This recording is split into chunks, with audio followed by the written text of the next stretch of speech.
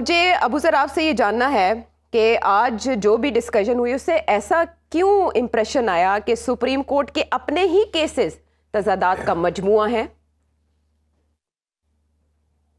देखें, जहां तक 62(1)(f का डिस्क्वालिफिकेशन है, उस पे सुप्रीम कोर्ट की सारी जजमेंट्स का जो वो रेशो है वो एक ही है, और लेटेस्ट जजमेंट जो होती है वो, और सबसे लार्जर बेंच की जजमेंट जो होती है, वही प्रिंसिपल जो उसमें ले डाउन होता है वही प्रिवेल करता है।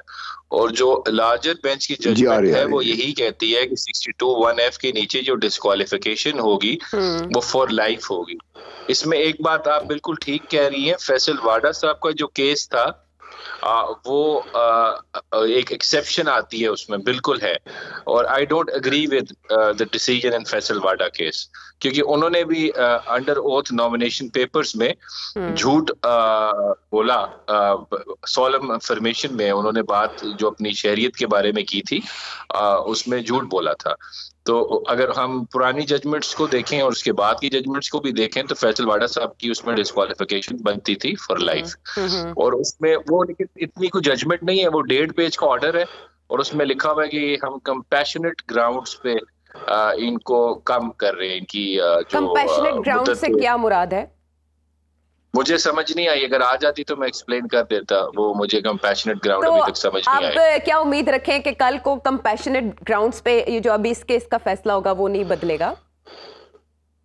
नहीं, देखें, कंपैशनेट ग्राउंड्स जो थे वो मुझे नहीं पता, क्योंकि वो लिखे नहीं हुए थे कौन से कंपैशनेट ग्राउंड्स थे। हाँ, उसमें ये लिखा हुआ तो उन्होंने गलती का इतराफ कर लिया है। अच्छा। और वो ये कह रहे हैं कि अब मैं सेनेट से भी रिजाइन दे दूंगा इसके बाद। तो खैर मुझे समझ नहीं आती है, ऐसी किसी ग्राउंड की ना आइन में ना कानून में कोई गुंजाइश है। तो I don't agree with that judgement. लेकिन उसके अलावा जितनी भी जजमेंट्स हैं वो सारी जो है एक ही प्रिंसिपल ले डाउन करती हैं कि 62(1)(f की जो डिस्क्वालिफिकेशन है वो फॉर लाइफ है। और ये एक कानून में हम कल भी बात कर रहे थे, एक मुबहिम सी चीज थी जिसकी तशरीह करके फॉर लाइफ कर दी गई।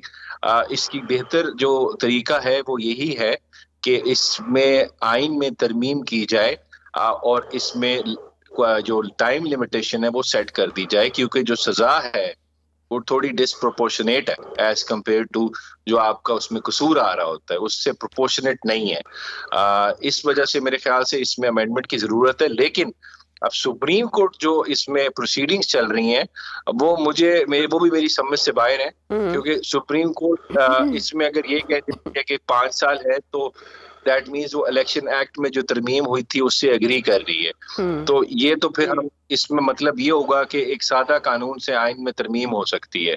तो सुप्रीम कोर्ट भी कुछ जजेस इस चीज से मेरे ख्याल से थोड़े खौफ नजर आते हैं कि सादा से कानून के साथ आप कैसे इसको आइन में तरमीम कर सकते हैं। लेकिन मुझे चीफ जस्टिस साहब का जो व्यू लग रहा है या उनकी जो डायरेक्शन लग रही है वो मेरे ख्याल से इलेक्शन एक्ट वाले कानून के हक में लग रही है। लेकिन वो अदालती डेक्लेरेशन की बात जब कर रहे हैं तो फिर इसलिए कानून की बात कर रहे हैं ना?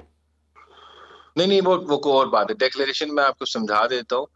वो ये है कि फॉर इंस्टेंस कल मैंने बताया था कि ये बंदा सादिक नमीन नहीं है, ये मेरे या आपके कहने से नहीं होगा। फॉर इंस्टेंस कोई बंदा है जो नमाज नहीं पढ़ता और हमारे पास उसका प्रूफ भी है वो नहीं पढ़ता, लेकिन वो सादिक नमीन का आइन की डेफिनेशन में उस पर अप्लाई नहीं होगा।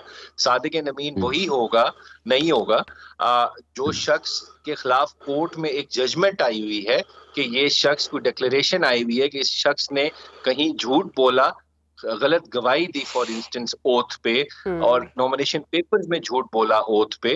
तो अगर कोर्ट जजमेंट देती है कि इसने झूठ बोला तो फिर वो 62(1)(f पे उस पे अप्लाई होगा। तो ये सारी चीजें, डिक्लेरेशन का मतलब ये है।